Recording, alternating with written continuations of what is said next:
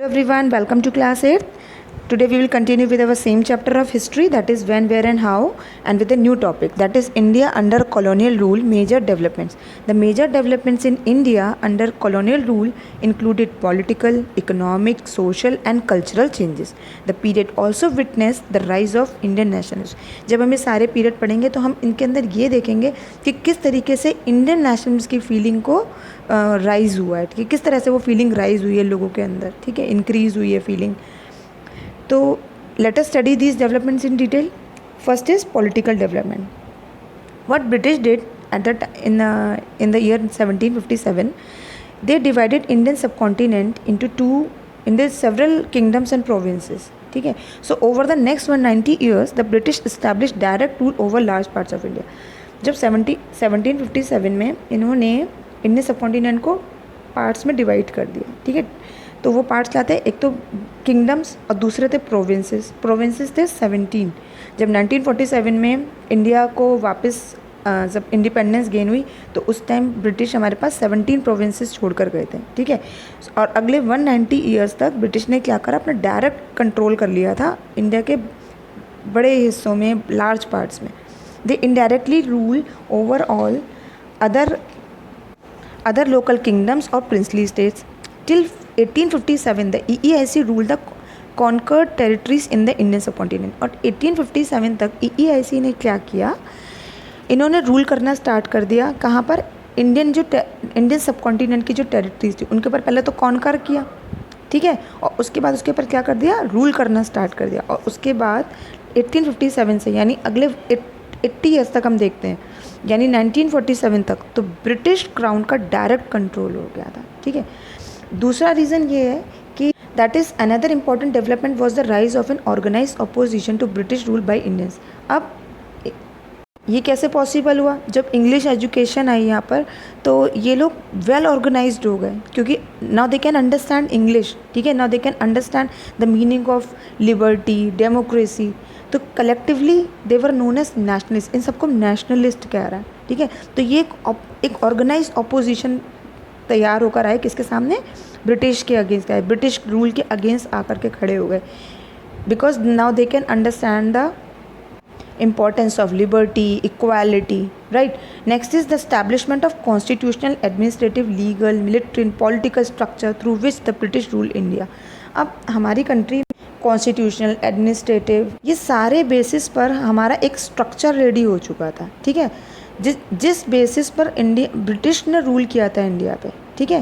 तो यहाँ पर भी हमारा एक पॉलिटिकल डेवलपमेंट हुआ. कैसे? कॉलोनियल पीरियड ही के अंदर ही हमारा इसी का भी डेवलपमेंट हो गया, हमारा कॉन्स्टिट्यूशनल, एडमिनिस्ट्रेटिव, लीगल, ठीक है. Because that time they started civil services exams also, ठीक है. तो हमारे यहाँ कई सारे लोग लॉयर्स भी बने, जजेस भी बन गए, ठीक.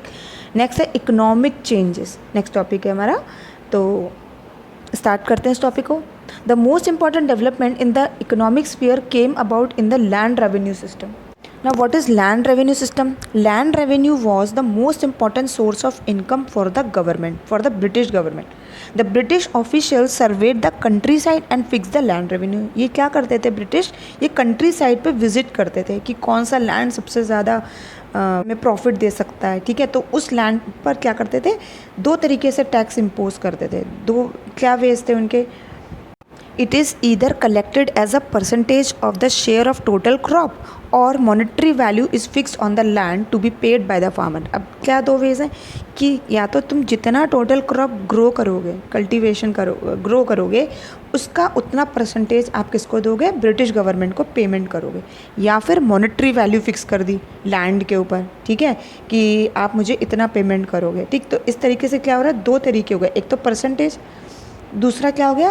आपने लैंड के ऊपर एक वैल्यू फिक्स कर दी, ठीक है. तो यहाँ से ये रेवेन्यू सिस्टम था, ये was the most important source of income for the government, ठीक है. बट व्हाट हैपन कि this land revenue was fix at very high rates. ये इतना हाई रेट्स पर हुआ करता था that leads to hardship, frequent famines, rebellions. Now what is hardship?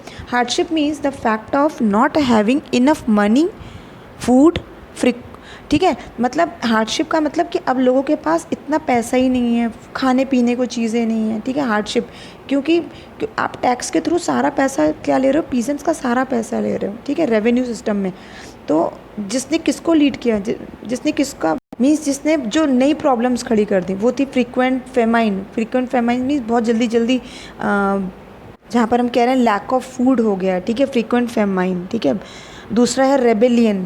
Rebellion कह रहा है कि ये भी कह रहा है लैंड रेवेन्यू में भी जो है एक आया, लैंड रेवेन्यू की वजह से क्या हुआ, रेबेलियन क्रिएट हो गया। रेबेलियन का मतलब होता है an occasion where some of the people in a country try to change the government using violence. मतलब लोग वायलेंट मेथड यूज़ करने लगे जिससे कि जो कंट्री की जो गवर्नमेंट है उसमें कोई चेंजेस आए।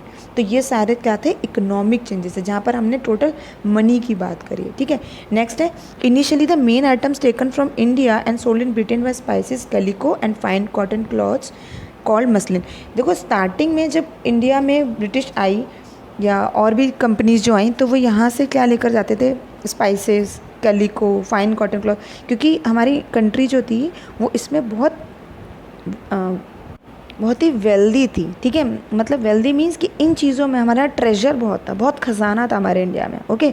So these items were in great demand in Britain and usually paid for in Britain. मतलब स्टार्टिंग में जब ब्रिटिश यहाँ से जब ये सब चीज़ें लेकर जाता था, स्पाइसेस और कैलिको, तो उसका पेमेंट जो करते थे वो बिलियन में करते थे। बिलियन क्या होता है, बार्स ऑफ गोल्ड और सिल्वर, मतलब गोल्ड की जो बार्स होती हैं, मतलब कॉइनिंग सिस्टम आने से पहले जो बार्स यूज़ होते थे उस पर पेमेंट करता था, ठीक है।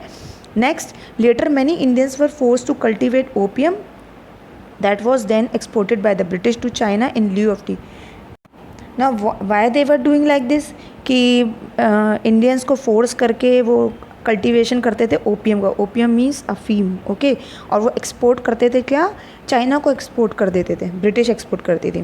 Now why they were doing like this, the British use the profits from the sale of opium to purchase such Chinese luxury goods such as silk, tea, which were in great demand in the West. इन सब की demand बहुत थी, ठीक है। तो इसलिए वो क्या करते थे, चाइना को ओपियम, और ओपियम के एक्सचेंज में वो क्या लेते थे उनसे, टी लेते थे, ठीक है। The main purpose of the English East India company was to promote the trade of products manufacture in England.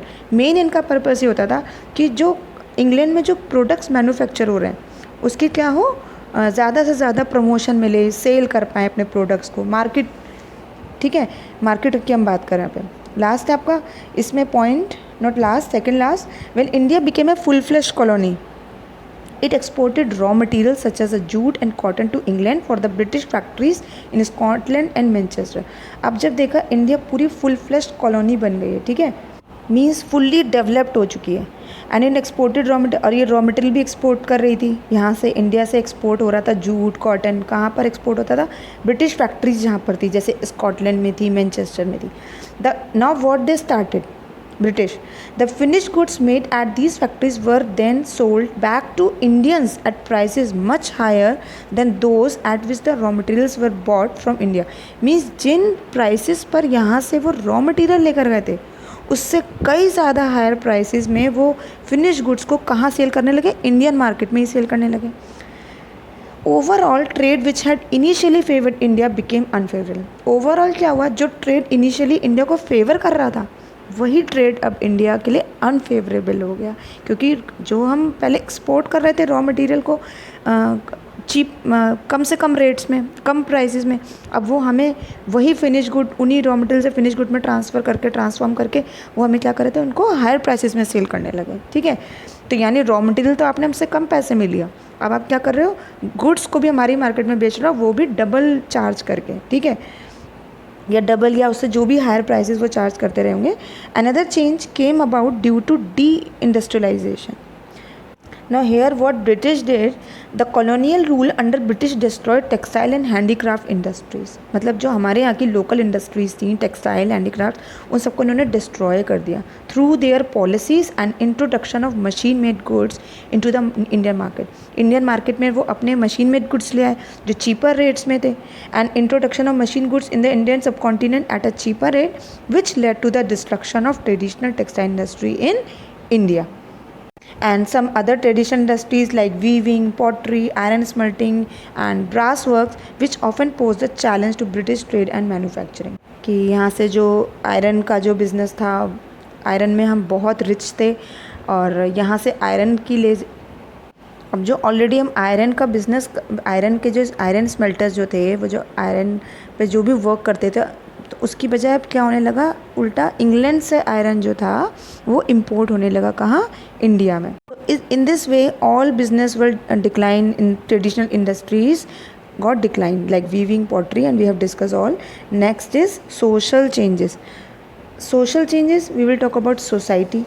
So widespread reform movements were led by social reformers such as Raja Ram Mohan Roy, Dayanand Saraswati, Ishwarchand Vidyasagar. They were also responsible for inspiring the countrymen. ठीक है, इन सब का भी एक बहुत बड़ा role था कि कंट्री में countrymen to treasure the ideals of freedom and liberty. Means लोगों ने इन सारे जो सोशल रिफॉर्मर्स थे, इन सबका एक बहुत बड़ा रोल रहा कंट्री में, लोगों को फ्रीडम और लिबर्टी के लिए क्या इंस्पायर किया इन्होंने. ठीक है. Next, some significant legislations were pass. Legislations means होता है अ ग्रुप ऑफ लॉज. ठीक है. They were pass by the British government which ban sati. जैसे हमारी सोसाइटी में कई सारी इविल प्रैक्टिसेस फॉलो हो रही थी, तो ब्रिटिश गवर्नमेंट ने कुछ ऐसे लेजिस्लेशंस पास किए जिसने इन प्रैक्टिसेस को क्या किया है, किसी को एनकरेज किया है तो किसी को बैन कर दिया है, किसी को प्रिवेंट किया है, किसी को रेगुलेट किया है. ठीक है. Ban sati, encourage widow remarriage. Widow remarriage की जैसे कोई गर्ल अगर विडो हो जाती थी तो उसकी दूसरी मैरिज नहीं करते थे. ठीक है. उसको कर्ज मानते थे. तो यहाँ पर कह रहे हैं कि एनकरेज मतलब कि उसकी सेकंड मैरिज की बात कर रहे हैं. ठीक है. Next, prevented child marriage. ठीक है. चाइल्ड मैरिज को होने से उन्होंने क्या किया है, रोकने की कोशिश की है या उसकी एज इंक्रीज़ कर दी वहाँ पर. नेक्स्ट है regulated education of the girl child. फिर नेक्स्ट है another important change was an in effort to integrate tribal people into main stream society. Next इनका ये था कि जो सोसाइटी में हमारे ट्राइबल लोग थे, ठीक है, जैसे कि खॉन्ड्स हो गए, ठीक है, भील्स हो गए, नेक्स्ट हो गए संथल्स हो गए, या जो माउंटेन्स में रहते थे, यानी जो आइसोलेटेड थे, इन सबको इंटीग्रेट करके, ठीक है, और इनको मेन स्ट्रीम में सोसाइटी में लाने की बात करी. क्योंकि because there was untouchability and there was several other practices जो हमारी सोसाइटी में फॉलो कर रहे थे लोग, तो सोसाइटी से इनको सेपरेट रखा जाता था. ठीक है. They were not given another rights. जो राइट्स बाकी लोगों के पास थे, मेजॉरिटी के पास थे, वो राइट इनके पास नहीं थे. ठीक है. तो यहाँ पे ट्राइबल लोगों की बात हो रही है. नेक्स्ट है another set of changes affected the Indian educational system. ठीक है. दूसरा था जो चेंज आया हमारी सोसाइटी में, वो था Indian education system. The British required a large number of people to run different levels of administration. अब ब्रिटिश को ज़रूरत थी बहुत सारे लोगों की एडमिनिस्ट्रेशन में अपने. तो अगर वो बाहर से ऑक्यूपाई करते, बाहर से बुलाते लोगों को अपने फॉरेन कंट्री से, तो they will take much salary. तो उन्होंने इसकी बजाय क्या किया, इंडियंस को ही ऑप्ट किया और इंग्लिश एजुकेशन सिस्टम लिया. ठीक है. उन्हीं को फिर ऑक्यूपाई करा किसमें, अपने एडमिनिस्ट्रेशन में. ठीक. So therefore they overhauled the traditional system of education. तो यहाँ का जो ट्रेडिशनल सिस्टम था उसको क्या किया, बहुत केयरफुली वॉच किया और उसमें कुछ चेंजेस लेकर के आए. ठीक है. ओवरहॉल का मीनिंग ये होता है. And leading to the birth of an English educated middle class in India. Right. This class not only produce bureaucrats to serve the British rulers, also it gave rise to some outstanding leaders of the Indian national movement. Here bureaucrats means an official in an organization or government department. ठीक है. So इस तरीके से क्या हो रहा है, किसको राइज हो रहा है, इंडियन नेशनल मूवमेंट को क्या मिल रहा है, फिर से एक राइज होने का एक रीज़न मिल जाता है. ठीक है. तो यहाँ पर हमने बहुत सारे रीजंस पढ़े. वी हैव रेड पॉलिटिकल में हमने पढ़ लिया किस तरीके से प्रिंसली स्टेट्स, ठीक है, उन्होंने टेरिटरीज़ को फिर कॉन्कर किया. फिर then afterwards constitutional administrative level पर अगर हम बात करते हैं तो इंडिया जो था पॉलिटिकल डेवलप हो गया था ड्यूरिंग कॉलोनियल पीरियड ओनली. फिर इकोनॉमिक चेंजेस में हमने क्या पढ़ा, रेवेन्यू सिस्टम